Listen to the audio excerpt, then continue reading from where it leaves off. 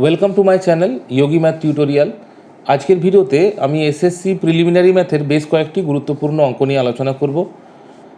গত ভিডিওগুলিতে আমি ত্রিভুজের ক্ষেত্রফল সংক্রান্ত, বৃত্তের ক্ষেত্রফল সংক্রান্ত এবং চতুর্ভুজের ক্ষেত্রফল সংক্রান্ত বেশ কয়েকটি অঙ্ক নিয়ে আলোচনা করেছি।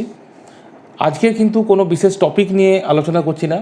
সমস্ত যে সিলেবাস রয়েছে প্রিলিমিনারি ম্যাথের, সেই সমস্ত সিলেবাসকে কভার করেই আমি বেশ কয়েকটি গুরুত্বপূর্ণ অঙ্ক আজকে করব এবং আগামী ভিডিওগুলিতেও আমি আর বিশেষ কোনো টপিক নিয়ে আলোচনা করব না। আমি এই ধরনের গুরুত্বপূর্ণ প্রশ্ন নিয়ে আলোচনা করব, যাতে তোমাদের মধ্যে একটা ধারণা জন্মায় যে পরীক্ষাতে কীরকম প্রশ্ন আসতে পারে। ঠিক আছে, এই যে প্রিলিমিনারি ম্যাথ আমাদের এসএসসিতে আসবে, মানে যেটা নতুন সিলেবাস অনুযায়ী, এখন কারোর মধ্যেই কোনো ধারণা নেই যে কেমন প্রশ্ন আসতে পারে। তাই আলাদা যে সকল কম্পিটিটিভ এক্সাম আমরা দেখেছি, সেই ধরনেরই প্রশ্ন আসতে পারে।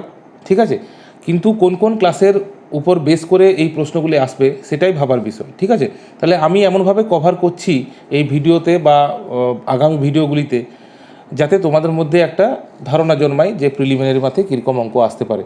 তাহলে এই ভিডিওটি তোমরা শেষ পর্যন্ত দেখো এবং আগামী যে ভিডিওগুলি আমি পাবলিশ করব সেগুলোও তোমরা দেখবে এবং সবার মধ্যে শেয়ার করবে, যাতে সবাই এই ভিডিওগুলি দেখে উপকৃত হয়।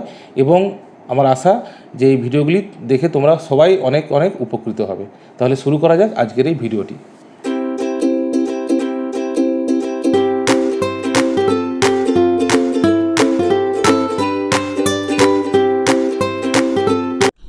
দেখো, প্রথমের যে অঙ্কটা আছে সেটা আমরা কার্য সময় থেকে নিয়েছি। প্রিয়া ও দেবু প্রত্যেকে আলাদাভাবে একটি কাজ যথাক্রমে 10 ঘন্টায় ও 12 ঘন্টায় করতে পারে। তারা যদি একসঙ্গে ওই কাজটি করে তবে কত ঘন্টায় কাজটি শেষ হবে হিসাব করি। ঠিক আছে, প্রত্যেকটা অঙ্কই আমাদের ক্লাস 5 to 10 মধ্যে আছে। ঠিক আছে, ক্লাস 5 to 10 পর্যন্ত সমস্ত অঙ্ক, মানে সিলেবাসের মধ্যে সমস্ত অঙ্ক করলেই আশা করি পরীক্ষাতে কমন আসবে। ঠিক আছে, সেখানে এমসিকিউ আসবে, তোমরা সঠিক বিকল্পটি সিলেক্ট করলেই অঙ্কটি হয়ে গেল। তাহলে প্রথমে আমরা অঙ্কটা করছি। দেখো প্রিয়া 10 দিনে 10 ঘন্টায় এক অংশ করে।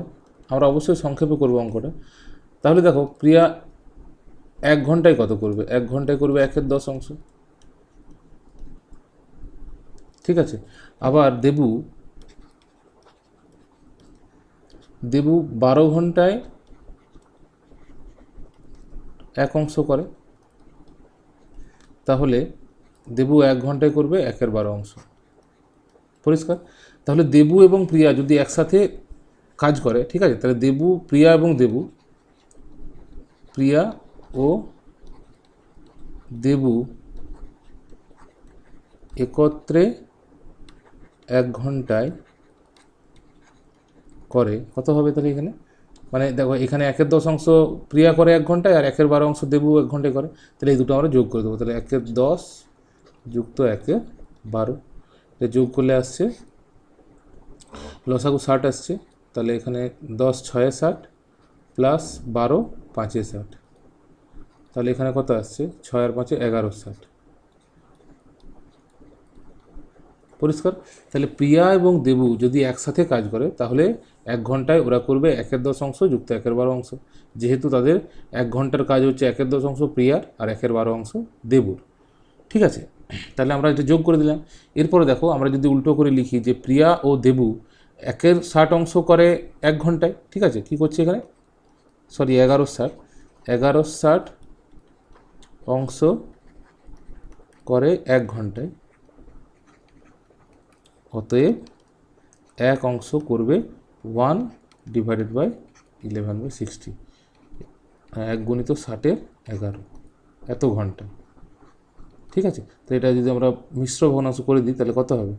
5 11 55 আর 5 পূর্ণ 5/11 ঘন্টায়। তাহলে তারা একসঙ্গে যদি কাজ করে, দেবু এবং প্রিয়া যদি একসাথে কাজ করে, তাহলে তারা সম্পূর্ণ কাজটি 5 পূর্ণ 5/11 ঘন্টায় শেষ করবে। ঠিক আছে, তাহলে এই যে অঙ্কটা আমি প্রথমে করলাম সেটি হচ্ছে কার্য সময় থেকে একটি অঙ্ক, সোজা একটা অঙ্ক, যাতে তোমাদের কনফিডেন্স লেভেলটা বাড়ে, তাই প্রথমে সোজা অঙ্ক দিয়ে শুরু করেছি, কিন্তু এরকম ধরনের অঙ্ক পড়তেই পারে। ঠিক আছে, এরপর আমরা দ্বিতীয় অঙ্কটা পড়ছি। কোনো একটি কাজ রমা ও রোহিত 20 দিনে, রোহিত ও সাব্বা 15 দিনে এবং রমা ও সাব্বা 20 দিনে করতে পারে, হিসাব করে লিখি তিনজনে একত্রে কদিনে কাজ শেষ করবে। ঠিক আছে, তাহলে দেখো এই অঙ্কটি একটি ভালো অঙ্ক, পরীক্ষায় পড়ার মতো। তাহলে দেখো রমা ও রোহিত, তাহলে রমা প্লাস রোহিত এরা 20 দিনে এক অংশ করে। ঠিক আছে, তাহলে এরা একদিনে কত করবে? একদিনে করবে 1/20 অংশ, সরি 1/20 অংশ। এরপরে বলা আছে রোহিত ও সাব্বা। ঠিক আছে, তাহলে রোহিত ও সাব্বাটা লিখছি, রোহিত প্লাস সাব্বা এরা 15 দিনে করে এক অংশ, তাহলে একদিনে করবে এরা 1/15 অংশ। ঠিক আছে, আবার দেখো বলা আছে রমা ও সাব্বা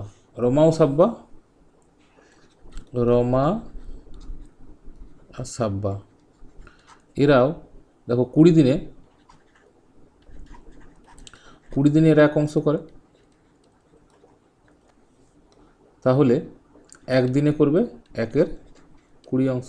তাহলে দেখো এখানে আমরা রমা রোহিত সাব্বা এবং রমা সাব্বার এই তিনটি ক্ষেত্রেই আমরা একদিনের ওয়ান ডে ওয়ার্ক, একদিনের কাজটা আমরা বের করে নিয়েছি। ঠিক আছে, এরপরে যদি এই তিনটি বিবৃতি, যেমন এই যে রমা রোহিত আমরা যেখানে লিখলাম রমা রোহিত সাব্বা এবং রমা সাব্বা, এই যে বিবৃতিগুলো, এগুলো যদি আমরা সবগুলো যোগ করে দিই, তাহলে দেখো রমা আমরা দুবার পাবো। দেখো এখানে রমা একবার আছে, এখানে একবার রমা আছে, রোহিত এখানে একবার, আর সাব্বা এখানে একবার।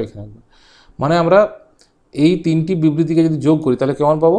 যে 2 একটা কমন পাবো। ঠিক আছে, রমা যুক্ত রোহিত, আমরা রাফে অঙ্কটা করব কারণ MCQ থাকবে, সাব্বা এরা তাহলে একদিনে কত করবে? একদিনে করবে, এই প্রত্যেকটা যোগ হবে 1/20 যুক্ত 1/15 যুক্ত 1/20। তাহলে ওই যোগটা করছি আমরা, 1/20 যুক্ত 1/15 যুক্ত 1/20। ঠিক আছে, তাহলে এটা লসাগু হচ্ছে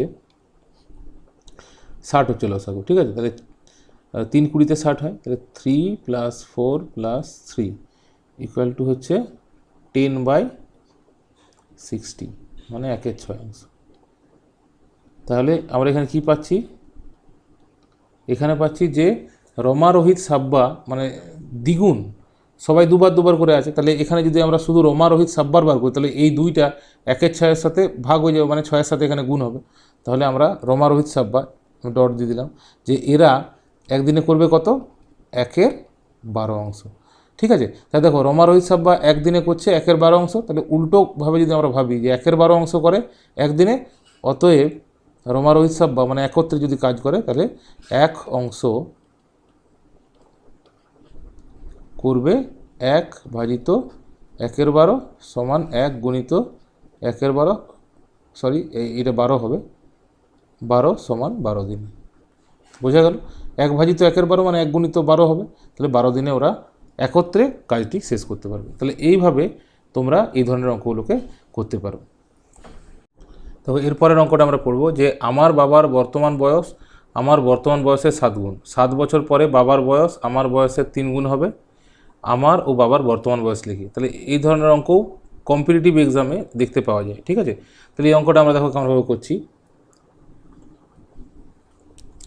তাহলে দেখো আমার এবং বাবার বর্তমান বয়স, আমার বাবার বর্তমান বয়স আমার বর্তমান বয়সের 7 গুণ বলেছে। ঠিক আছে, তাহলে আমার বর্তমান বয়সের সাথে তুলনা করা যায়, তাহলে আমার বয়সটাই আমরা ধরে নেব। ঠিক আছে, তাহলে আমার বয়স x।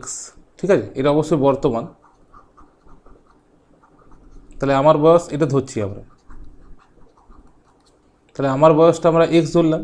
ঠিক আছে, তাহলে বাবার বর্তমান বয়স কত হবে? তাহলে বাবার বয়স এটা হবে 7 গুণ মানে 7x, এত বছর ধরছি আমরা, তাহলে এটাও বছর হবে। এবার 10 বছর পরে, ঠিক আছে, 10 বছর পরে আমরা প্রথমেই বের করে নিচ্ছি যে আমার বয়স কত হবে আর বাবার বয়স কত হবে। তাহলে 10 বছর পরে আমরা বার করছি,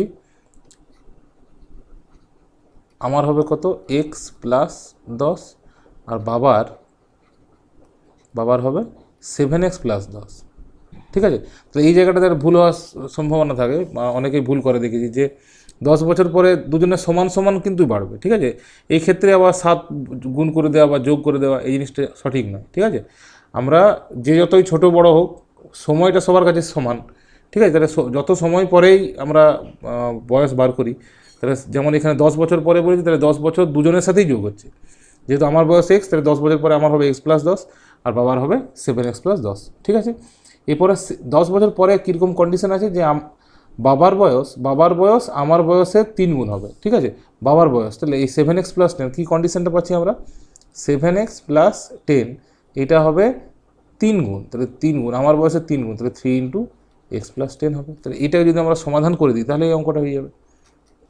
তাহলে এটা হচ্ছে 7x+10 = 3x+30। এখান থেকে পাচ্ছি আমরা 7x - 3x = 30 - 10। আর এখানে পাচ্ছি আমরা 4x, আর এদিকে পাচ্ছি আমরা 20, যেখান থেকে আমরা x এর ভ্যালু পাচ্ছি 5। আমার চেয়েছে আমারও বাবার বর্তমান বয়স, তাহলে x আমার ধরা ছিল, তাহলে এটা আমার বয়স, এটা হচ্ছে আমার বয়স। আর 7 × x, 7x = 7 × 5 = 35 বছর হচ্ছে বাবার বয়স। বোঝা গেল? তাহলে এইভাবে আমরা এই ধরনের অঙ্কগুলো করব, ঠিক আছে। বয়সের অঙ্ক মাঝে মাঝে সমস্যা হয়, তাহলে বয়সের অঙ্ক এইভাবে যদি করো তাহলে আর কোনো সমস্যা হবে না, ঠিক আছে। আমি আরও পরে যে একটা ভিডিও বানাবো যেখানে আরও কয়েকটা এরকম বেশ কয়েকটা গুরুত্বপূর্ণ অঙ্ক নিয়ে আমরা একটা ভিডিও বানাবো, সেখানে আরও এরকম ধরনের অঙ্ক নিয়ে আলোচনা করব। এরপরের অঙ্কটি দেখো যে গোপালপুর গ্রামের আশ্রয় শিবিরে আশ্রয় প্রার্থীদের জন্য 20 দিনের খাবার মজুদ ছিল। 7 দিন পরে আরও 100 জন আশ্রয় প্রার্থী সেই শিবিরে আশ্রয় নিলে 11 দিনের মাথায় সব খাবার শেষ হয়ে যায়। প্রথমে কতজন আশ্রয় প্রার্থী ছিল, ঠিক আছে। তাহলে এই অঙ্কটি একটা ভালো অঙ্ক, এরকম ধরনের অঙ্ক পড়তেই পারে, ঠিক আছে। আমি টেক্সট বুক থেকে এই অঙ্কগুলো তুলেছি, তোমাদের হয়তো এই অঙ্কটা পড়বে না, কিন্তু এই টাইপের অঙ্ক পড়তে পারে, ঠিক আছে। তাহলে প্রথমে দেখো এই যে প্রথমে কতজন আশ্রয় প্রার্থী ছিল না, এই যে প্রথমে কতজন আশ্রয় প্রার্থী ছিল এটাকে আমরা x ধরে নেব, যে প্রথমে x জন আশ্রয় প্রার্থী ছিল। এরপরে দেখো এখানে বলেছে যে আশ্রয় প্রার্থীদের জন্য 20 দিনের খাবার মজুদ ছিল, এবং 7 দিন পরে, তাহলে 7 দিন পরে দেখো 7 দিন পরে x জনের আর কত দিন চলতো, 20 - 7 এত দিন চলতো, 13 দিন চলতো, 13 দিন চলতো। কিন্তু কি হয়েছে যে 7 দিন পরে আরও 100 জন আশ্রয় প্রার্থী সেই শিবিরে চলে আসে, ঠিক আছে। তো তাহলে এখন নতুন আশ্রয় প্রার্থী কত হচ্ছে, x + এতজন, ঠিক আছে। এরপর দেখো x জনের চলতো 13 দিন, x জনের যদি 13 দিন চলতো তাহলে একজনের কত চলতো বলো তো। তাহলে এখানে একজনের চলতো কত, একজনের চলে কত, x × 13 হতো। আবার দেখো যখন 100 জন যোগ দিয়ে দিয়েছে তখন তো মোট আশ্রয় প্রার্থীর সংখ্যা x + 100, তাদের খাবারটা কতদিন চলেছে, 11 দিন চলেছে, লেখাই আছে যে 11 দিন চলেছে। তাহলে দেখো এখানে x + 100 জন আশ্রয় প্রার্থীর 11 দিন চলেছে, 11 দিন চলে। তাহলে এইখান থেকে যদি আমরা একজনেরটা বার করি যে একজনের কতদিন চলবে, তাহলে এখানেও গুণ হবে, তাহলে 11 × x, 11 × x + 100, ঠিক আছে। দেখো এই দুটো বিবৃতি থেকে আমরা একজনের কতদিন করে চলবে সেটা আমরা বের করে নিয়েছি, যে প্রথম ক্ষেত্রে দেখো x × 13 আর দ্বিতীয় ক্ষেত্রে 11 × x + 100, তাহলে এই দুটো অবশ্যই সমান হবে, এটাই কন্ডিশন। তাহলে এই কন্ডিশন দুটোকে, এই ইকুয়েশন বা এক্সপ্রেশনগুলোকে যদি আমরা সমান করে দিই তাহলে আমাদের অঙ্কটা হয়ে যাবে। তাহলে কী কন্ডিশনটা পাচ্ছি আমরা, 13x = 11 × x + 100। তাহলে আমরা এটা ব্র্যাকেটটা খুলে দেবো, 13x = 11x + 1100। তাহলে এখানে এদিকে নিয়ে আসলে আমরা পাচ্ছি 2x = পাচ্ছি 1100, যেখান থেকে আমরা x = পাবো 2 × 5 = 10, 2 × 5 = 550 জন, ঠিক আছে। তাহলে আমাদের সরাসরি উত্তরটাই বার হয়ে গেলো, যেহেতু আমরা প্রথমে আশ্রয় প্রার্থী ধরেই নিয়েছিলাম যে আশ্রয় প্রার্থীর সংখ্যাই x, তাহলে প্রথমে আশ্রয় প্রার্থী ছিল 550 জন, ঠিক আছে। যখন MCQ পড়ে না তখন এই 550-এর সাথে দেখবে 100 যোগ করে 650 উত্তর থাকতে পারে। ABCD 4টে উত্তর থাকে, তো কোনো একটাই হয়তো 550 আছে, তারপর এটা 650 আছে, মানে তোমাদের ডাউট করার জন্য এটা করে, কারণ এই 550 বার হলে তো তার সাথে কেউ 100 যোগ করে দিতে পারে। তাহলে তোমরা সঠিকভাবে বিকল্পটি পছন্দ করবে। ঠিক আছে, তাহলে এই ধরনের অঙ্ক তোমরা পারবে আশা করি। এই অঙ্কটা হয়তো পড়বে না, কিন্তু এই ধরনের অঙ্ক পরীক্ষায় পড়তেই পারে। তো এরপরে আমরা একটা বীজগণিতের অঙ্ক করছি। এখন তো বিশেষ করে যে কম্পিটিশনের পরীক্ষাগুলো হয় সেগুলোতে বীজগণিত ভালোই পড়ে, তাই বীজগণিত নিয়ে কয়েকটা অঙ্ক করি। তো এখানে দিয়েছে যে x - 2 = 2 হলে x³ - y³ - 6xy এর মান হিসাব করে লিখি। তোমাদের এই ধরনের পড়বে না, কিন্তু এটাকে MCQ আকারে দিতেই পারে। জাস্ট এই অঙ্কটা MCQ হিসাবে দেবে, সেখানে 4টে মান দেওয়া আছে, সেই 4টে মানের মধ্যে কোনটা হবে। ঠিক আছে, তাহলে এই অঙ্কটা আমি করে দেখাচ্ছি। তাহলে তোমাকে এখানে দেওয়া আছে x - 2। তাহলে দেখো, এই অঙ্কগুলো করার আগে অবশ্যই তোমাদেরকে বলতে হবে যে ক্লাস 7, 8-তে তোমরা যে বীজগাণিতিক সূত্রাবলী শিখেছো, সেই সূত্রগুলোকে তোমাদের অবশ্যই ঝালাই করতে হবে এবং জানতে হবে। বিভিন্ন ক্ষেত্রে শুধুমাত্র বীজগণিত নয়, পরিমিতি বলো বা অ্যারিথমেটিক বা পাটিগণিত বলো, সব জায়গাতেই কিন্তু আমরা বীজগণিতের ব্যবহার করে অঙ্কগুলো অনেক সহজে করতে পারি। তাই বীজগাণিতিক সূত্রাবলীগুলো খুবই প্রয়োজন। তোমরা আই বাটনে আমি একটা ভিডিও লিঙ্ক দিয়ে দিচ্ছি, সেখানে একটা শুধু সূত্রেরই ভিডিও তৈরি করা আছে, তোমরা সেটা দেখবে, তাই তোমাদের অনেক সেটা কাজে লাগবে। ঠিক আছে, তাহলে এই অঙ্কটা করা যাচ্ছে। তাহলে x - y, তো কেমন দেওয়া আছে x - y, এটা দেওয়া আছে 2। ঠিক আছে, তো তাহলে এইখানে দেখো যে যার ভ্যালুটা আমাদের বের করতে হবে, অনেকভাবে অঙ্কগুলো করা যায়, তাই সহজে যেটা হচ্ছে সেটাই করছি আমি। যে x³ - y³ - 6xy আছে, তো তাহলে এটাকে আমি এরকম লিখবো যে x³ - y³ আর এটা লিখছি আমরা -3xy লিখে দিলাম, ইন্টু লিখছি 2।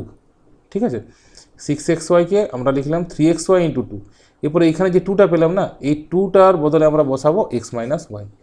ঠিক আছে, তাহলে ইকুয়াল টু দিয়ে লিখছি আমরা x³ - y³ - 3xy × 2 এর বদলে বসাচ্ছি x - y। পরিষ্কার?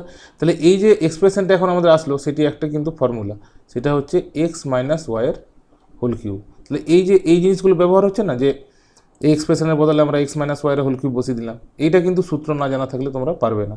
তাহলে অবশ্যই 7, 8-এর সমস্ত ফর্মুলা তোমাদের মুখস্থ করতে হবে। মুখস্থ মানে জানতে হবে, যাতে তোমরা বিভিন্ন ক্ষেত্রে সেগুলো প্রয়োগ করতে পারো। তাহলে এখানে আমরা x - y এর হোল কিউব যখন পেয়ে গেলাম, তাহলে x - y এর ভ্যালু আবার 2 বসিয়ে দিচ্ছি এখানে আমরা, তাহলে আমরা 8 পাচ্ছি।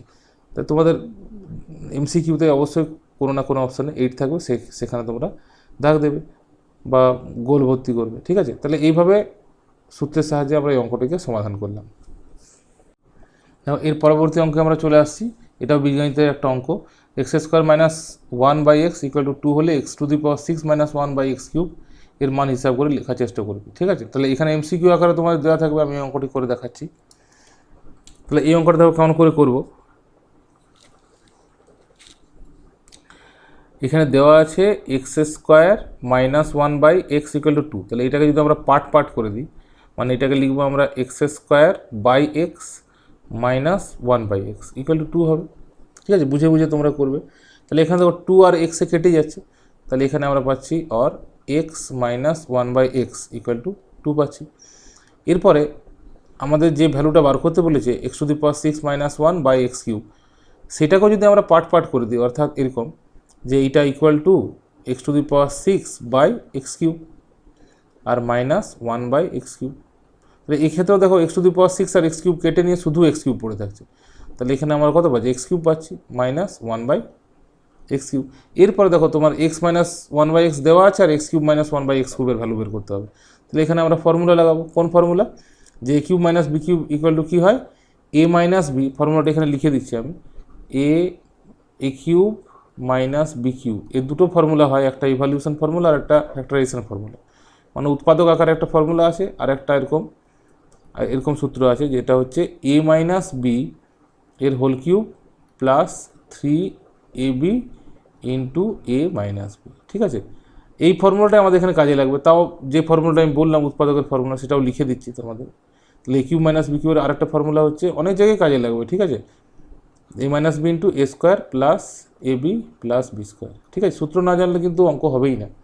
তাহলে এই ফর্মুলাটা আমরা, এই যে এখানে দাগ দিলাম, এই ফর্মুলাটা আমরা এখানে ব্যবহার করছি। তাহলে এখানে কেমন হবে, x - 1/x এর whole cube plus 3 × x × 1/x, a আর b এর বদলে a এর জায়গায় আছে x, b এর জায়গায় আছে 1/x, তাহলে ইন্টু a - b অর্থাৎ x - 1/x। তাহলে এখানে আমরা ভ্যালুগুলো বসিয়ে দেবো। তাহলে x - 1/x এর ভ্যালু কত আছে, 2 আছে, বসালাম। আর দেখো এখানে x আর x কেটে যাচ্ছে, তাহলে এখানে থাকছে +3 ইন্টু আবার 2, ঠিক আছে। তাহলে এখানে থাকছে আমাদের 2 কিউব মানে হচ্ছে 8 + 6 = 14।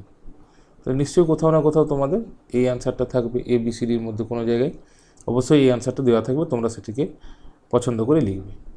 তাহলে এই গেল আরেকটি বীজগণিতের অঙ্ক। এর পরের অঙ্কটা আমরা পড়ছি। এটা লাভ ক্ষতির একটা অঙ্ক। সুবীর কাকা 176 টাকা মূল্যে একটি ঘড়ি বিক্রি করেছেন। যদি ঘড়ি বিক্রি করে সুবীর কাকার 12% ক্ষতি হয়, তাহলে হিসাব করে দেখি তিনি কত টাকায় ঘড়িটি কিনেছিলেন, ঠিক আছে। তাহলে এই ধরনের অঙ্কগুলো আমরা একদম বেসিক মেথডে করব, 100 ধরে অঙ্কগুলো করা যাবে, ঠিক আছে। দেখো এখানে কি বলা আছে যে সুবীর কাকা 176 টাকা মূল্যে ঘড়ি কিনেছে আর এতে ক্ষতি হয়েছে 12%, ঠিক আছে। মানে 100 টাকা যদি ক্রয় মূল্য হয়, তাহলে বিক্রয় মূল্য কত হচ্ছে 12% ক্ষতি মাইনাস যদি আমরা করি তাহলে 88 টাকা হবে, ঠিক আছে। তাহলে এই হিসাবে আমরা অঙ্কটা করব। তাহলে 12% ক্ষতি হয়ে গেছে, তাহলে 88% আমরা সরাসরি করবো একদম। দেখো তাহলে 12 আমরা মাইনাস করে করছি একদম, যে 88% সমান কত 176 টাকা, একদম সংক্ষেপে করব।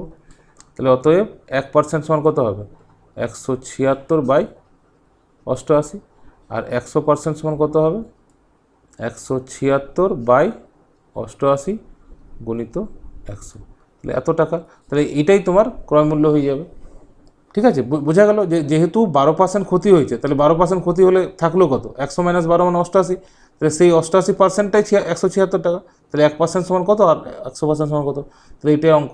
তাহলে এটা যদি আমরা কাটাকাটি করতে 2 পাচ্ছি, তাহলে এখানে 200 টাকা আমরা উত্তর পাচ্ছি। পরিষ্কার? তাহলে মানে তিনি কত টাকায় ঘড়িটি কিনেছিলেন, 200 টাকায় তিনি ঘড়িটি কিনেছিলেন। দেখো এরপরের আরেকটা অঙ্ক আমরা লাভ ক্ষতি থেকে করছি, যে টাকায় 12টি জিনিস বিক্রি করে 4% ক্ষতি হয়, টাকায় কটি জিনিস বিক্রি করলে 44% লাভ হবে। ছোট্ট একটি অঙ্ক কিন্তু যথেষ্ট গুরুত্বপূর্ণ, ঠিক আছে। তাহলে এখানে আরেকবার পড়ছি অঙ্কটা, যে টাকায় 12টি জিনিস বিক্রি করে 4% ক্ষতি হয়, টাকায় কটি জিনিস বিক্রি করলে 44% লাভ হবে, ঠিক আছে। তাহলে দেখো অঙ্কটা আমি করছি। এখানে তাহলে 12টি জিনিস, দেখো টাকায় 12টি জিনিস এর অর্থ কী, যে একটা জিনিসের দাম কত 1/12 টাকা। দেখো তাহলে একটি জিনিস এর ক্রয় মূল্য কত হচ্ছে 1/12 টাকা, 1/12 টাকা।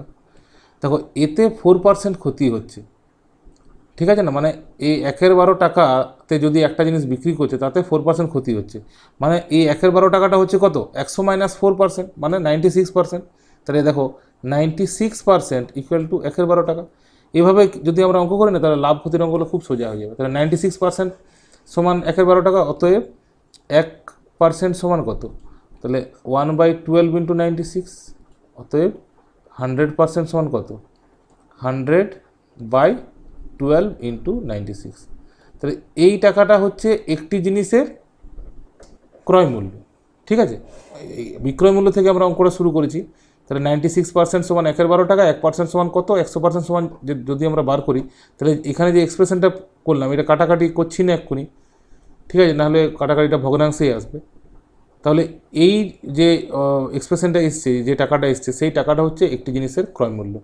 আমাদের প্রশ্ন কী করেছে, যে টাকায় কটি জিনিস বিক্রি করলে 44% লাভ হবে। তাহলে এই এক্সপ্রেশনটা থেকেই, মানে এই যে এখানে টাকাটা এসছে না, এখান থেকে আমরা 44% লাভ হলে কত হবে সেটা আমরা বের করে নিয়েছি, ঠিক আছে।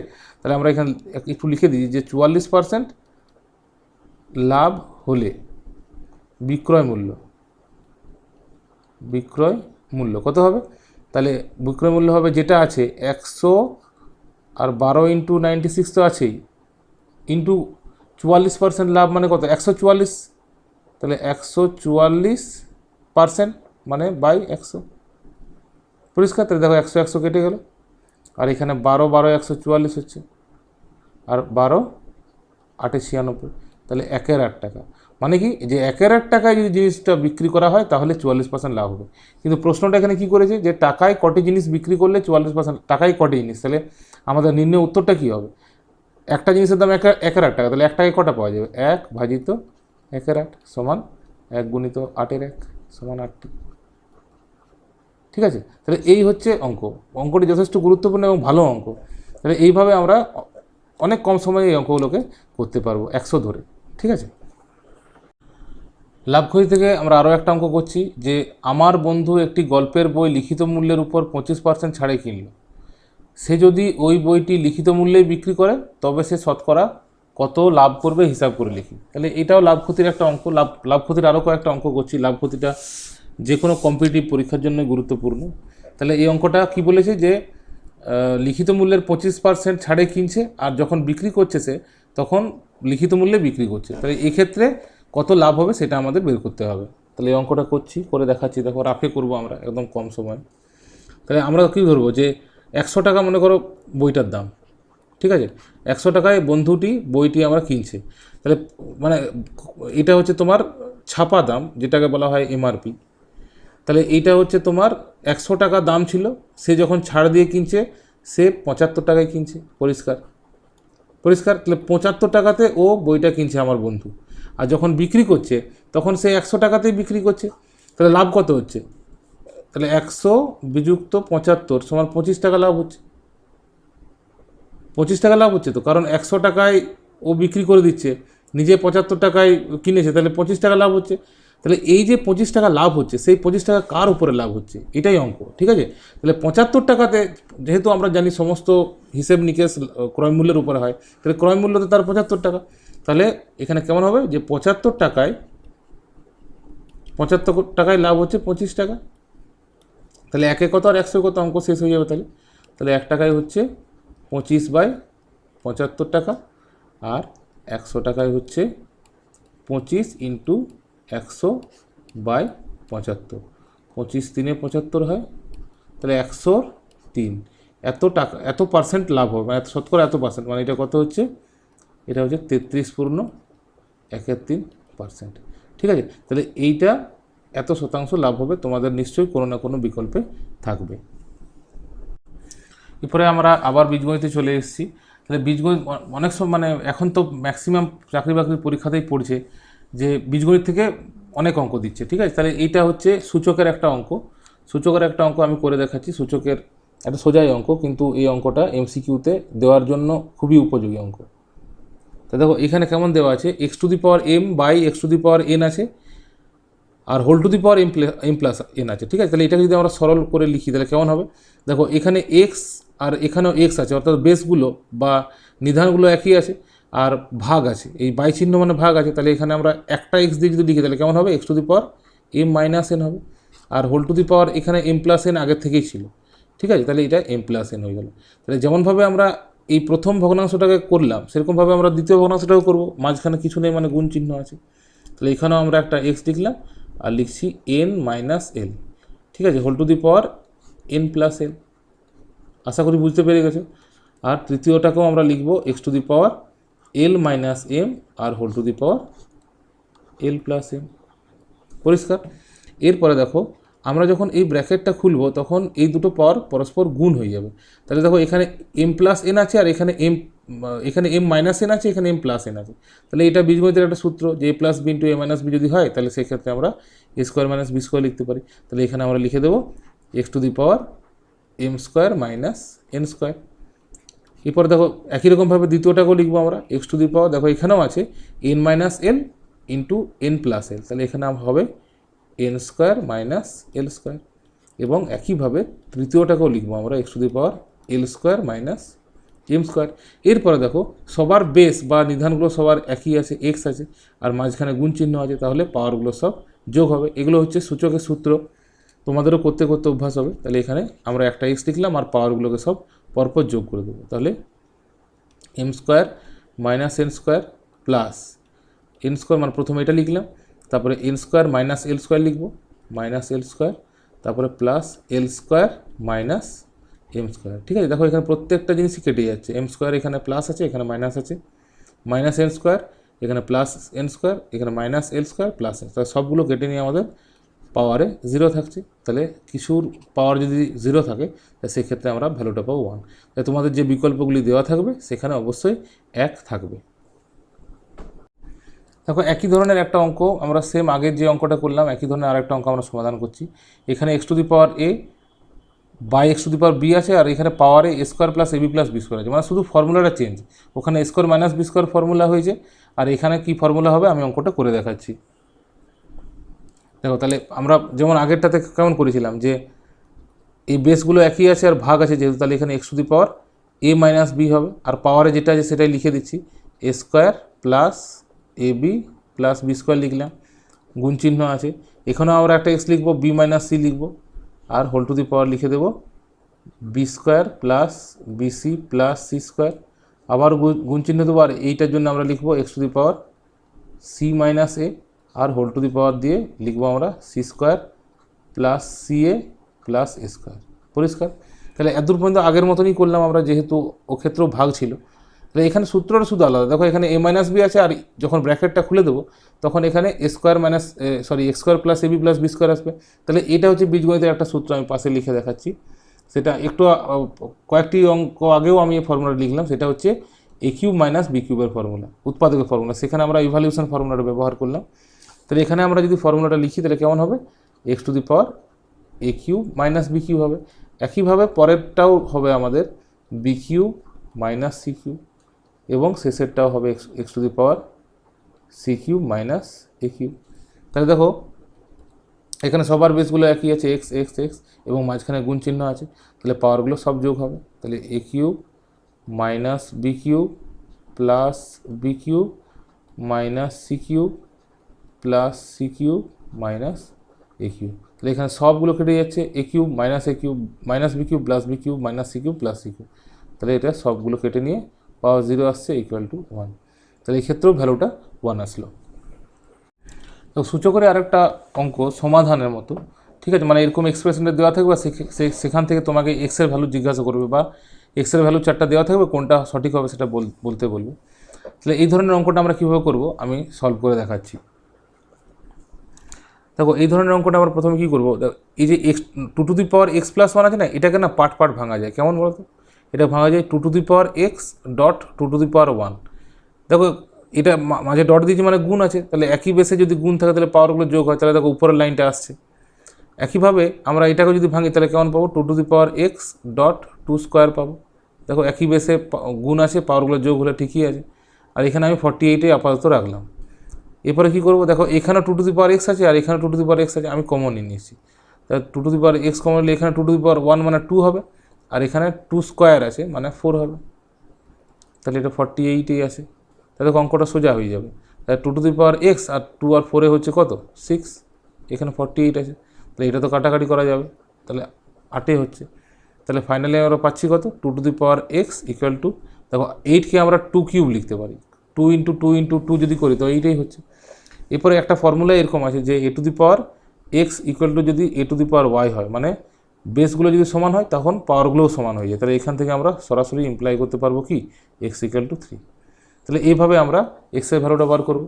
তাহলে এরকম অঙ্ক পড়তেই পারে, তাই এই অঙ্কটা আমি করে দেখালাম, তাই তোমরা এই ধরনের বা এই টাইপের অঙ্কগুলোকে যাতে সমাধান করতে পারো। তো এরপরে আমরা নেক্সট অঙ্ক করছি। এখানে দেওয়া আছে যে 20 two the power minus x equal two 1/7 হলে 20 টু দি পাওয়ার 2x এর মান কত। ঠিক আছে, এটাও বীজগণিতের অঙ্ক, পরীক্ষায় পড়ে এই ধরনের অঙ্ক। তাহলে এখানে কীরকম দেওয়া আছে, 20 two the power minus x মানে 1/20 টু দি পাওয়ার এক্স লিখতে পারি। কেমন, যে a to the power minus n যদি হয় না, তাহলে এটাকে আমরা 1/a two the power N লিখতে পারি। তাহলে এখানে 20 two the power minus x আছে, ওটাকে আমরা লিখে দিলাম 1/20 টু দি পাওয়ার এক্স, এটা সমান 1 এর সাথে দেওয়া আছে। এরপর যদি আমরা এটা কোনাকুনি গুণ করি তখন কত পাবো, যে 20 two the power x equal two 7 পাবো। এবার দেখো আমাকে বার করতে কী বলেছে, 20 টু দি পাওয়ার 2x বার করতে বলেছে। তাহলে আমরা উভয় পক্ষে না হোল স্কোয়ার করে দিচ্ছি, তাই এদিকেও হোল স্কোয়ার হবে, তো এদিকেও হোল স্কোয়ার হবে। তাহলে এদিকে যদি ব্র্যাকেটটা খুলি না, তো 20 টু দি পাওয়ার 2xটা চলেই আসবে। তাহলে কত আসছে, 49। তাহলে ভ্যালুটা পেয়ে গেলাম আমরা কত, এই সি এর ভ্যালুটা। তো এরপরের অঙ্কটা কেমন দেওয়া আছে, 4 into 5 two the power x equal two 500 হলে এক্স টু দি পাওয়ার এক্সের ভ্যালু কত। তাহলে এই অঙ্কটা আমরা করি। তাহলে এখানে কেমন দেওয়া আছে দেখো, 4 into 5 two the power x, তাহলে আমরা 5 টু দি পাওয়ার এক্সটা বার করছি। 5 two the power x equal two কত হবে, তাহলে 500 ডিভাইডেড বাই 4 হবে। তাহলে এইখানটা হচ্ছে আমার 125। ঠিক আছে, এরপরে এই 125কে আমরা প্রাইম ফ্যাক্টর যদি ভাঙি তাহলে 5 ইন্টু 5 হয় কত, 25 ইন্টু 5 যদি করি তাহলে আমরা 125 পাবো। তাহলে এখান থেকে আমরা পেয়ে যাচ্ছি যে 5 two the power x equal two 5 cube, যেখান থেকে আমরা পেয়ে যাবো which implies x equal two 3। এরপর আমাদের চেয়েছে কি, এক্স টু দি পাওয়ার এক্সের ভ্যালু, এক্স টু দি পাওয়ার এক্সের ভ্যালু চেয়েছে মানে 3 টু দি পাওয়ার 3। তাহলে 3 টু দি পাওয়ার 3 মানে কি, 3 ইন্টু 3 ইন্টু 3 মানে 3 3 9, 3 27। তাহলে এখানে আমাদের ডি এর বিকল্পটি সঠিক হবে। এরপরে আমরা একটা বেশ গুরুত্বপূর্ণ অঙ্ক পড়ছি, 5834 থেকে কোন ক্ষুদ্রতম সংখ্যা বিয়োগ করলে বিয়োগফল 20, 28, 32 ও 35 দিয়ে বিভাজ্য হবে হিসাব করি। ঠিক আছে, এই অঙ্কটা খুবই গুরুত্বপূর্ণ অঙ্ক। দেখো কি বলেছে যে 5834 এখান থেকে কোন সবার থেকে ছোট কোন সংখ্যাটা বাদ দিলে বলছে বিয়োগফলটা 20, 28, 32 এবং 35 দিয়ে বিভাজ্য হবে। তাহলে প্রথম এখানে যেটা করতে হবে সেটা হচ্ছে 20, 28, 32 এবং 35-এর লসাগু বার করতে হবে। তো লসাগুটা আমরা বের করে নিচ্ছি। 20, 28, 32 আর 35। ঠিক আছে, যেমনভাবে আমরা ছোটোবেলায় শিখেছি। তাহলে 2 দিয়ে যাচ্ছে, এটা 10, 14, 16, 35। আবার 2 দিয়ে 5, 7, 8, 35। 5 দিয়ে 1, 7, 8, 7। এবার 7 দিয়ে লাস্ট করছি আমরা 1, 1, 8, 7। ঠিক আছে, তাহলে লসাগু হচ্ছে 2 × 2 × 5 × 7, এটা 1 হচ্ছে আমাদের। ঠিক আছে, × 8। ঠিক আছে, তাহলে এখানে 2 2 4, 5 20, 20 7 140, 140 গুণিত 8। ঠিক আছে, 140 গুণিত 8 সমান 1120 হচ্ছে, 1120। তাহলে এটা লসাগু। তাহলে লসাগু মানে হচ্ছে সবার থেকে ছোট সংখ্যা যেটা নাকি 20, 28, 32 এবং 35 দ্বারা বিভাজ্য। পরিষ্কার? এরপর আমরা কি করব? দেখো প্রশ্নটা বলেছে যে 5834 থেকে কোন ক্ষুদ্রতম সংখ্যা বিয়োগ করলে বিয়োগফল এগুলো দ্বারা বিভাজ্য হবে। তাহলে দেখো 1120 হচ্ছে সবার থেকে ছোট সংখ্যা। এরপর একে যদি 2 দিয়ে গুণ করো, 3 দিয়ে গুণ করো, 4 দিয়ে গুণ করো, যে গুণফলগুলো পাবো প্রত্যেকে কিন্তু 20, 28, 32, 35 দ্বারা বিভাজ্য হবে। তাহলে এইভাবে আমাদের সেই সংখ্যাটা নির্ধারণ করতে হবে যেটা 5834 এর ঠিক একটু আগে। ঠিক আছে, তাহলে সেটা আমরা কী করে নির্ণয় করব? ভাগ করে। তাহলে 1120 দিয়ে আমরা 5834 এটাকে আমরা ভাগ করব। তাহলে 5 দিয়ে এটা যাচ্ছে, 5 দিয়ে যদি 1120 গুণ করি তাহলে 5600 আসছে, 5600। তাহলে সেক্ষেত্রে বিয়োগ করলে আসছে 234। তাহলে এই 234 যদি আমরা 5834 থেকে বিয়োগ করি, মানে এটাই সবার থেকে ছোটো সংখ্যা যেটা নাকি বিয়োগ করলে বিয়োগফলটা যেটা পাবো আমরা সেটা 20, 28, 32, 35 দ্বারা বিভাজ্য। এরপর আমরা নেক্সট অঙ্কতে চলে যাচ্ছি যে কোন ক্ষুদ্রতম সংখ্যা থেকে 4000 বিয়োগ করলে বিয়োগফল 7, 11 তারা দ্বারা বিভাজ্য হয়। অনেকটা একই রকমের অঙ্ক। তাহলে এই অঙ্কটা আমরা কীভাবে করছি দেখো। তাহলে প্রথম কাজ হচ্ছে বিভাজ্য, মানে এখানে তো আমাদের লসাগু করতেই হচ্ছে। তাহলে 7, 11, 13 লসাগু কত হচ্ছে দেখো, 7, 11 আর 13। তো এটা লসাগু মানে এদের গুণফল হবে 7 গুণিত 11 গুণিত 13। পরিষ্কার? তাহলে 7 গুণিত 11 গুণিত 13 কত হচ্ছে দেখো, 7 গুণিত 11 গুণিত 13। ঠিক আছে, 1001 হচ্ছে। তাহলে এটা হচ্ছে 1001। তাহলে দেখো এটা কত সোজা অঙ্ক। মানে কি আমাদের বের করতে হবে সেই সংখ্যাটা যেটা থেকে 4000 বিয়োগ করলে 1001 আসে। ঠিক কিনা? তাহলে আমাদের উত্তরটা কত হবে? 4000 প্লাস 1001। তাহলে এটা উত্তর হচ্ছে 5001। তাহলে 5001 হচ্ছে সেই সংখ্যাটা যেখান থেকে নাকি 4000 বিয়োগ করলে বিয়োগফল 1001 হয়। আর 1001 মানে সেই সংখ্যাটি 7, 11 এবং 13 দ্বারা বিভাজ্য। তো এরপর অঙ্কটা আমরা পড়ছি, শূন্য ছাড়া কোন ক্ষুদ্রতম পূর্ণবর্গ সংখ্যা 12, 16, 20 ও 24 দ্বারা বিভাজ্য। ঠিক আছে, এটিও একটি গুরুত্বপূর্ণ প্রশ্ন। তাই দেখো এই প্রশ্নটা আমি খুব ডিটেলসে বোঝাচ্ছি যাতে তোমাদের বুঝতে কোনো অসুবিধা না হয়, এবং এই ধরনের প্রশ্ন কম্পিটিটিভ এক্সামে খুব আসে। ঠিক আছে, তাই দেখো কীভাবে করছি আমি অঙ্কটা। তো দেখো 12, 16, 20 দ্বারা বিভাজ্য সংখ্যা বার করার জন্য প্রথমে লসাগু তো আমাদের করতেই হচ্ছে। তাই লসাগুটা আমরা প্রথমে করে নেব। লসাগু করছি আমি 12, 16, 20 আর 24, এদের লসাগু করছি যেমন পদ্ধতিতে করি আমরা। 2 6 12, 2 8 16, 2 10 20 আর 2 12 24। আবার 2 করছি। অবশ্যই আমরা প্রাইম ফ্যাক্টর নেব, প্রাইম মানে মৌলিক উৎপাদক নেব। ঠিক আছে, যেমন 2 আর 2 কেউ 4 দিয়ে খাইয়ে দিল, এই জিনিসটা কিন্তু কখনোই ভুল করবে না, নাহলে কিন্তু অঙ্ক ভুলে যাবে। বিশেষ করে পূর্ণবর্গ সংখ্যার যে সকল অঙ্কগুলো আছে সেক্ষেত্রে ভুল হওয়ার সম্ভাবনা সবার থেকে বেশি। তাহলে যখনই লসাগু আমরা নির্ণয় করব তখন অবশ্যই মৌলিক উৎপাদক দিয়ে আমরা এই ভাগগুলোকে করব। তাহলে 2 দিয়ে করলে এখন এখানে 3 হচ্ছে, এখানে 4 হচ্ছে, এখানে 5 হচ্ছে আর এখানে 6 হচ্ছে। তাহলে আবার 2 দিয়ে যাবে, তাহলে 2 এখানে যাচ্ছে না, এটা 2, এটা 5 আর এটা 3। এরপরে দেখো 3 দিয়ে যাচ্ছে, তাহলে 3 দিয়ে আরেকবার চালিয়ে দিচ্ছি। তাহলে 1 2 5 1।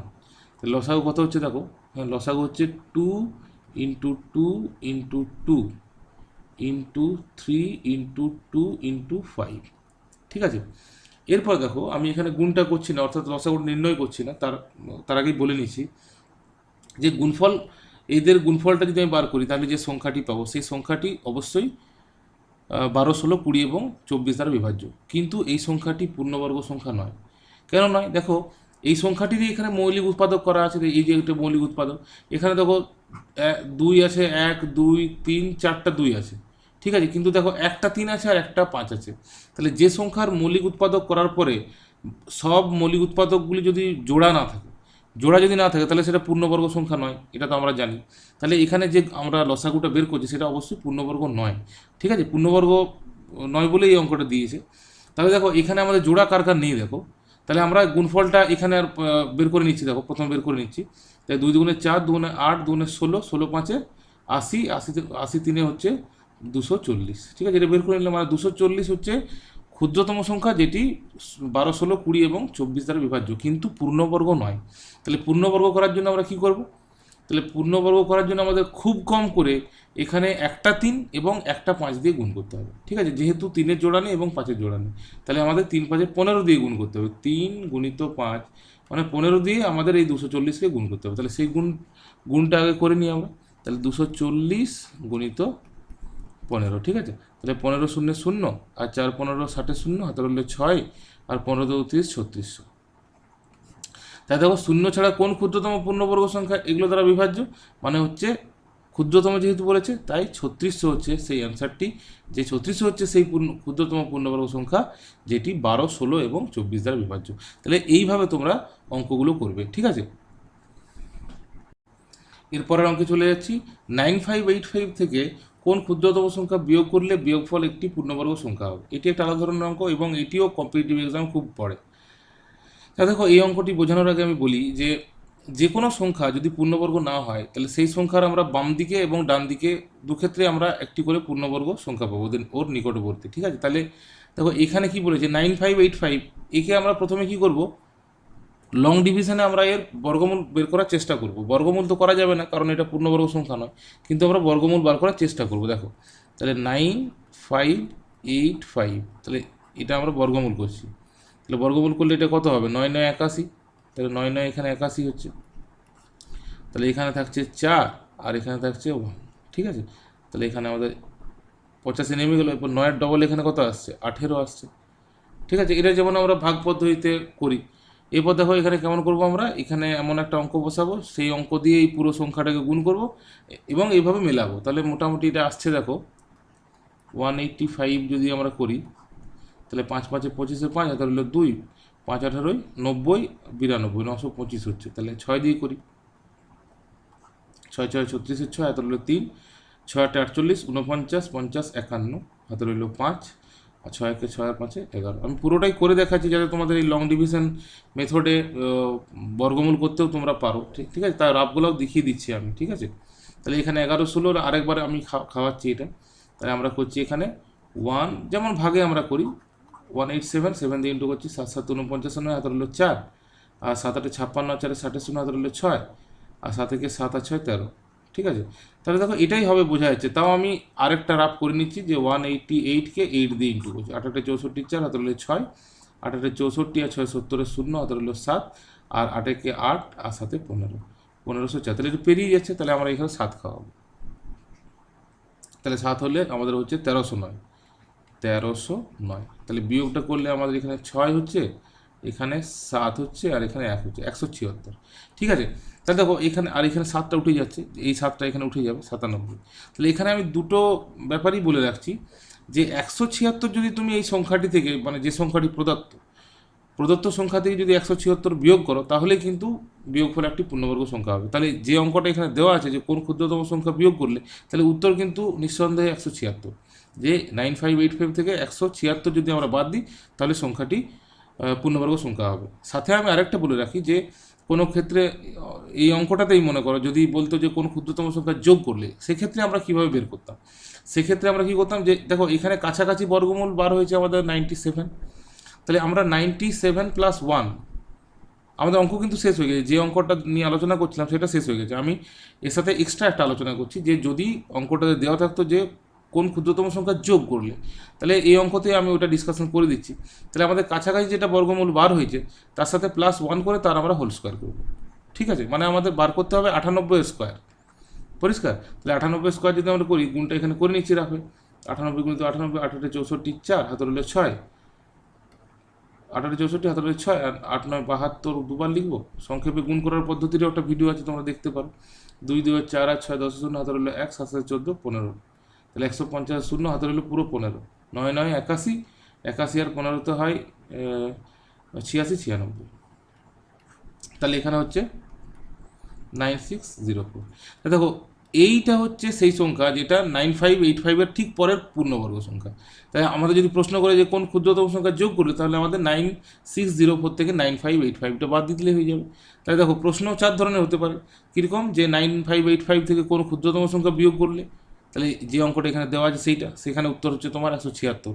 আর যদি বলে কোন সংখ্যাটি, তখন আমাদের বিয়োগ করে দেখিয়ে দিতে হবে। তাহলে দুটো ধরন হলো। আর আরেকটা ধরন কি, যে কোন ক্ষুদ্রতম সংখ্যা যোগ করলে, তখন আমাদের কী করতে হবে, এই যে কাছাকাছি বর্গমূলটা বার হয়েছে তার সাথে +1 করে আমরা হোল স্কোয়ার করব। যেমন এখানে বার করলাম আমরা 98 স্কোয়ার 9604। তাহলে যদি বলে সংখ্যাটিই নির্ণয় করো, তাহলে আমাদের উত্তর হচ্ছে 9604।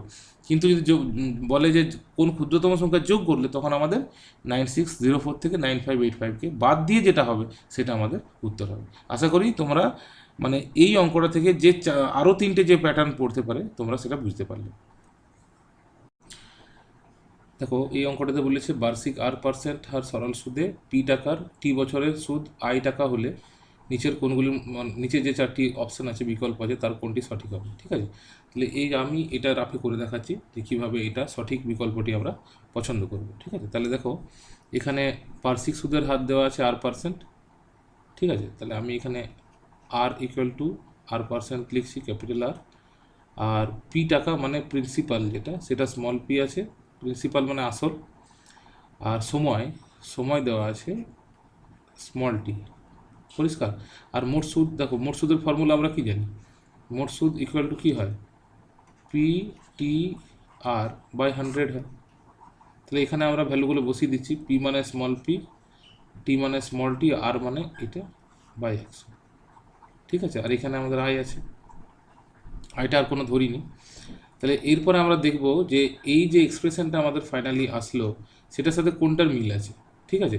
তা দেখো এই যে সি নাম্বারে যেটা PRT = 100 × I, এটা সঠিক হবে। কারণ দেখো 100 এবং I যদি আমরা কোনাকুনি গুণ করি, তাহলে কেমন পাবো আমরা, 100 × I = PRT, মানে আমাদের সি এর বিকল্পটি সঠিক হচ্ছে।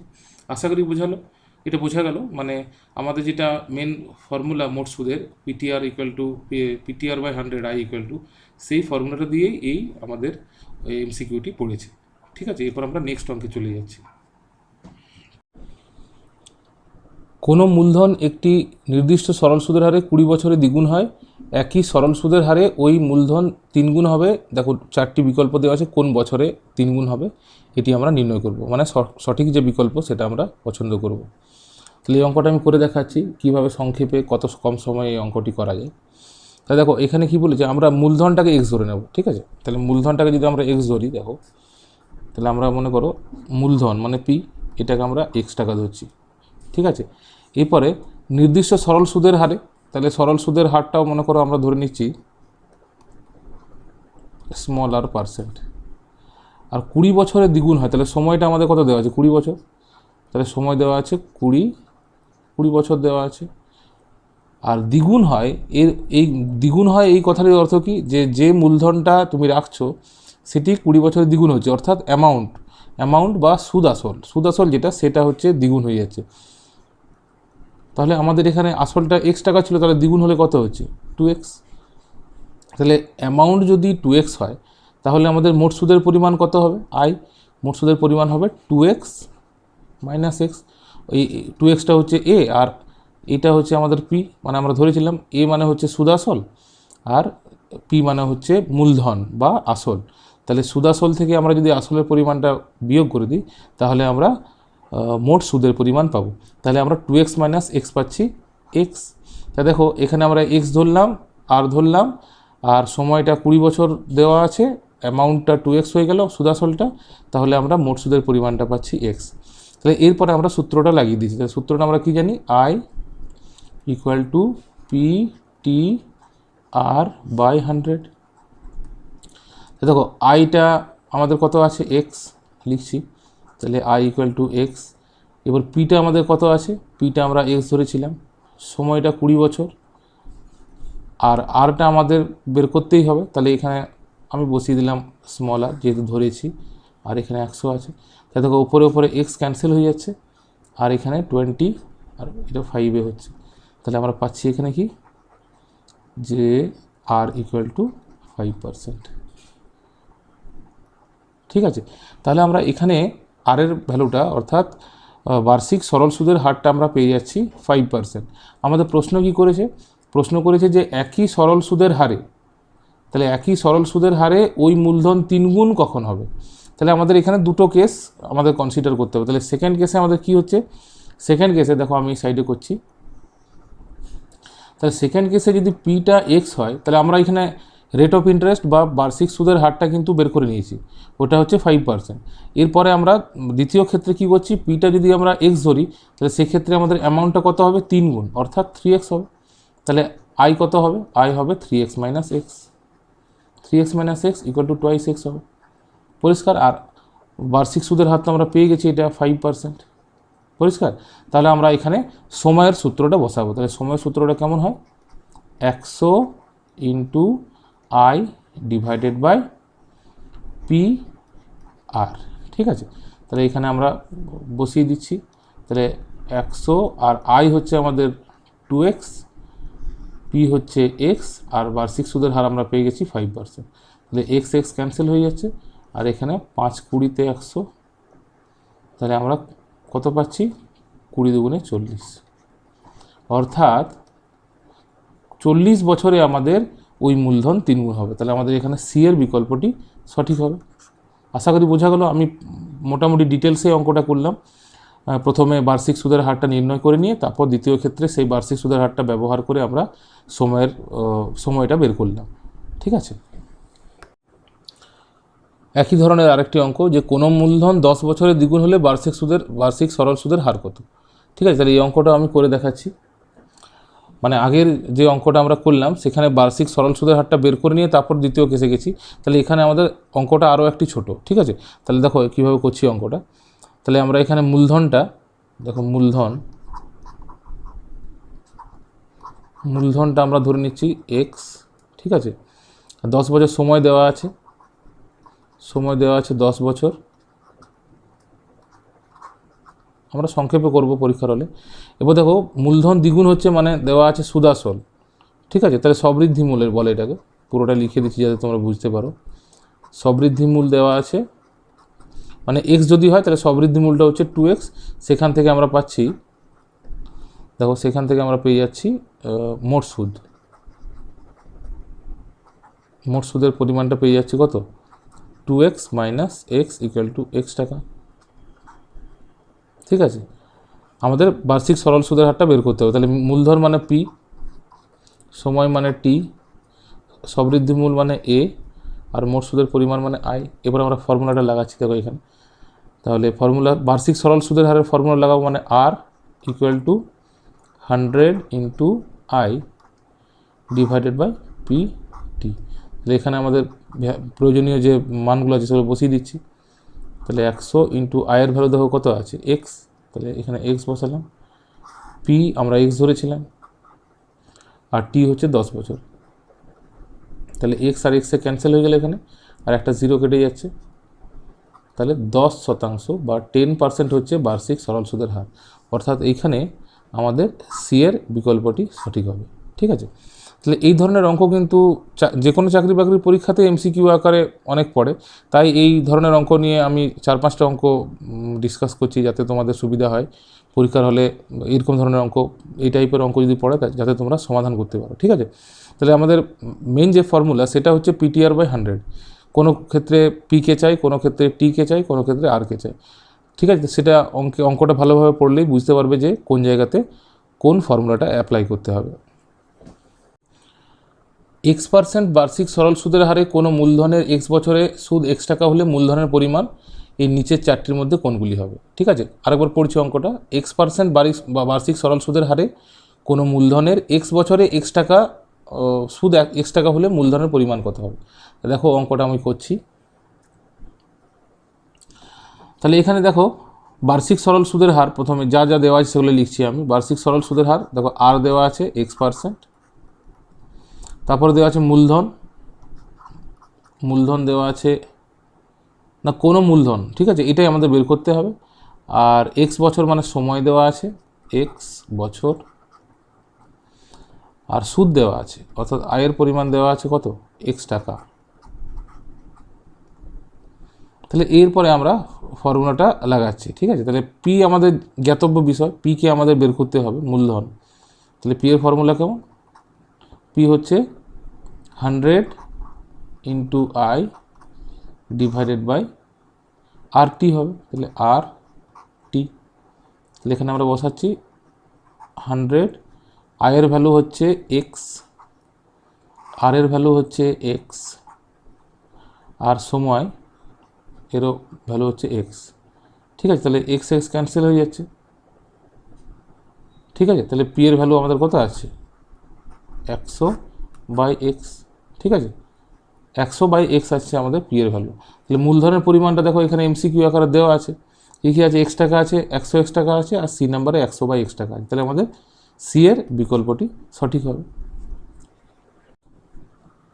বার্ষিক r% সরল সুদের হারে কোনো মূলধনের n বছরে মোট সুদ PNR/25 টাকা হলে মূলধনের পরিমাণ কত হবে? এখানে চারটি অপশান দেওয়া আছে। তাহলে এই অঙ্কটা দেখো কেমন করে করতে হবে। তাহলে বার্ষিক r% সরল সুদের হারে বলেছে মূলধন n দেওয়া আছে আর মোট সুদ PNR/25 আছে, ঠিক আছে। তাহলে আমাদের ফর্মুলাটা আমি একবার লিখছি এখানে, যে মূলধনের পরিমাণ চেয়েছে, তাহলে মূলধনের ফর্মুলা লিখছি যে P = 100 into I divided by R T, ঠিক আছে। যেখানে আই হচ্ছে মোট সুদের পরিমাণ, আর হচ্ছে বার্ষিক সরল সুদের পরিমাণ, আর টি হচ্ছে সময়। তাহলে এরপর আমরা ভ্যালুগুলো এখানে বসাচ্ছি। তাহলে দেখো 100, আয়ের ভ্যালু দেখো কত দেওয়া আছে, আয় মানে মোট সুদ PNR/25। তাহলে এখানে আমি কি করছি, PNR, এখানে স্মল পি আছে, আমি স্মল পি করছি, PNR/25, ঠিক আছে। আর ডিভাইডেড বাই আর এর ভ্যালু দেওয়া আছে r%, স্মল আর, তো স্মল আর, এইটা স্মল আরটা বসালাম। আর সময় দেওয়া আছে এই যে মূলধনের n বছরে মোট সুদ, তাহলে এখানে টি এর বদলে আমরা n বসাচ্ছি, পরিষ্কার। তাহলে এখানে দেখো এখানে 100 আছে, 25 আছে, এটা কাটাকাটি যাচ্ছে 4 দিই। তাহলে এরপর বাকিটা আমি আরেকবার ফিরে লিখছি এখানে। তাহলে উপরে হচ্ছে 4 PNR ডিভাইডেড বাই RN। তাহলে দেখো এই এনটা আর এই এনটা কেটে যাচ্ছে, আর এই আরটা আর এই আরটা কেটে যাচ্ছে, তাহলে পড়ে থাকছে আমাদের 4P। তাহলে মূলধনের পরিমাণ আমরা পাচ্ছি 4P টাকা। তাহলে দেখো এখানে আমাদের বি এর বিকল্পে 4P আছে, তাহলে বি এর বিকল্পটি এখানে সঠিক হবে। তাহলে এইভাবে তোমরা সরল সুদ কষার যে অঙ্কগুলি আছে, ম্যাক্সিমাম অঙ্ক PTR/100 এই ফর্মুলা দিয়ে হয়ে যায়। যেমনই অঙ্ক থাকুক, কারণ এই ধরনের মানে জেনারেল টার্ম দিয়ে যদি কোনো অঙ্ক থাকে, যেমন এখানে PNR এই সকল দিয়ে দেওয়া ছিল, সেক্ষেত্রে একটু কঠিন মনে হতে পারে, কিন্তু যদি তোমরা এই ফর্মুলা দিয়ে অভ্যাস করো তাহলে কিন্তু অঙ্কগুলো খুব সহজে হয়ে যাবে এবং পরীক্ষার হলে অনেক কম সময়েও তোমরা করতে পারবে, ঠিক আছে। দেখো এরপরের অঙ্কটি, ক্রয় মূল্য ও বিক্রয় মূল্যের অনুপাত 10:11 হলে শতকরা লাভ কত? ঠিক আছে। তাহলে এই ধরনের অঙ্ক পড়তেই পারে, ঠিক আছে। আর চাকরি বাকরি পরীক্ষা এরকম ধরনের অঙ্ক দেখতেও পাওয়া যায়। তো দেখো এটা কীভাবে আমরা সমাধান করব, খুব সংক্ষেপে করব। দেখো ক্রয় মূল্য ও বিক্রয় মূল্যের অনুপাত দেওয়া আছে 10:11। তাহলে আমরা ক্রয় মূল্য, তোমাদেরকে বোঝানোর জন্য বেশি লিখছি, লেখার কোনো প্রয়োজন নেই, তোমরা রাফে করবে অঙ্কগুলো। ক্রয় মূল্য আমরা দেখো প্রথমে ক্রয় মূল্যের ভাগটা কত আছে, 10 আছে, তাহলে এটাকে আমরা ধরে নিচ্ছি 10x। আর বিক্রয় মূল্যের ভাগটা কত আছে, 11 আছে, তাহলে ওইটাকে আমরা ধরে নেব বিক্রয় মূল্য, ধরে নেব আমরা 11x, ঠিক আছে। তাহলে দেখো ক্রয় মূল্য যদি 10x আর বিক্রয় মূল্য যদি 11x, তাহলে আমাদের বিক্রয় মূল্যটা বেশি আছে, অর্থাৎ আমাদের লাভ হচ্ছে। তাহলে লাভের পরিমাণ কত হবে, লাভ হবে 11x - 10x = x টাকা, ঠিক আছে। তাহলে শতকরা লাভ কত? দেখো এই যে এখানে এক্স টাকা যে লাভটা আসছে সেটা আসছে ক্রয় মূল্যের উপরে। যে কোনো লাভ বা ক্ষতি হোক সবসময় ক্রয় মূল্যের উপরে আমাদের সেগুলো বিবেচনা করা হয়। তাহলে আমরা দেখো এই যে এক্স টাকা লাভ পাচ্ছি আমরা 10x টাকার উপরে। তাহলে আমাদের দেখো মানে যদি আমরা ঐকিক নিয়মে ভাবি যে এক্স টাকা 10x টাকাতে লাভ হয় এক্স টাকা, 1 টাকাতে কত আর 100 টাকাতে কত, তাহলেই হলো। আর যদি আমরা সরাসরি করতে চাই তাহলে মোট লাভের পরিমাণ ডিভাইডেড বাই ক্রয় মূল্য ইন্টু 100%। যেটা সুবিধা করতে পারো পরীক্ষার সময়, মানে কনসেপ্টটা ক্লিয়ার থাকলেই হলো। তাহলে আমরা কি ফর্মুলা বলছি যে মোট লাভের পরিমাণ এক্স টাকা হচ্ছে দেখো লাভের পরিমাণ ডিভাইডেড বাই ক্রয় মূল্য মানে 10x ইন্টু 100%, এটাই হচ্ছে শতকরা লাভের মান। ঠিক আছে, তাহলে এক্সটা ক্যান্সেল হয়ে যাচ্ছে আর এখান থেকে একটা 0 ক্যান্সেল হয়ে যাচ্ছে। তাহলে সবাই মিলে 10% আমাদের শতকরা 10% লাভ হচ্ছে। ঠিক আছে, তাহলে শতকরা লাভ এখানে 10, সেই শতকরা কথাটা এখানেই আছে। তাহলে আমাদের ডি এর বিকল্পটি সঠিক হবে। ঠিক আছে, 20% ছাড় দিয়ে বিক্রি করায় একটি জ্যামিতি বক্সের বিক্রয় মূল্য হয় 48 টাকা। তাহলে জ্যামিতি বক্সের ধার্য মূল্য কত? মানে ছাড়ের পরিমাণ এখানে 20% দেওয়া আছে আর জ্যামিতি বাক্সের বিক্রয় মূল্য দেওয়া আছে 48 টাকা। তাহলে ধার্য মূল্যটা আমাদের বের করতে হবে। ঠিক আছে, তো দেখো বিক্রয়